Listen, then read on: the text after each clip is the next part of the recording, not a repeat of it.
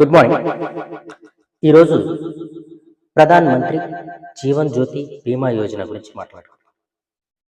అసలు ఈ ప్రధాన్ మంత్రి జీవన్ జ్యోతి బీమా యోజన ఎవరు అర్హులు అంటే భారతదేశంలో ఉన్న 18 సంవత్సరాల నుండి 50 సంవత్సరాల లోపు మధ్యలో అంటే 18 నుంచి 50 సంవత్సరాలు వచ్చిన వారంతా మధ్యలో ఉన్న వారంతా ఈ ప్రధాన్ మంత్రి జీవన్ జ్యోతి బీమా యోజనని ఖచ్చితంగా యూటిలైజ్ చేసుకోవాలి. ప్రీమియం కూడా చాలా తక్కువ. ప్రీమియం వచ్చి 436 రూ. 436 మాత్రమే సంవత్సరానికి. అసలు మనకి ప్రధాన్ మంత్రి జీవన్ జ్యోతి బీమా యోజన కట్టడం వల్ల ఉపయోగం ఏంటంటే, ఈ బీమా కట్టిన వారు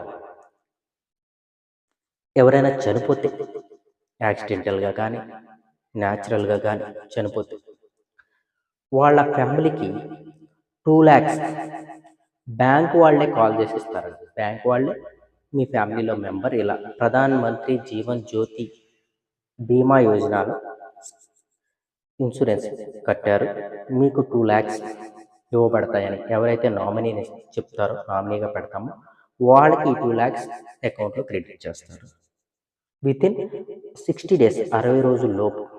సో ఎవరైతే ఎంప్లాయీస్ కాకుండా ఏదో కూలి పని చేసుకుంటూ, లేదా వ్యవసాయం చేస్తూ, లేదా గవర్నమెంట్ ఎంప్లాయీలు కానివారు, ఏ ఉద్యోగం లేని వాళ్ళు ఈ ప్రధాన్ మంత్రి జీవన్ జ్యోతి బీమా యోజనలో రూ.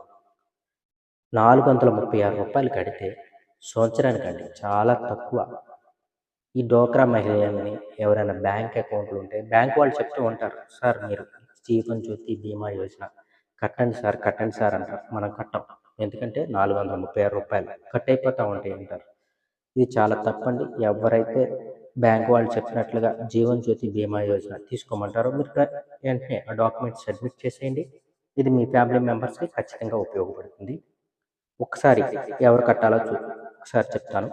ఎవరైతే అన్ఎంప్లాయీస్ ఉంటారో కూలి పనులు, వ్యవసాయ పనులు ఏ పని చేసుకున్న వాళ్ళైనా ఈ జీవన్ జ్యోతి బీమా యోజన కట్టవచ్చు. ప్రీమియం వచ్చి రూ. 436 సంవత్సరానికి. ప్రతి సంవత్సరం ఇది ఆటోమేటెడ్గా డెబిట్ అయిపోతూ ఉంటుంది.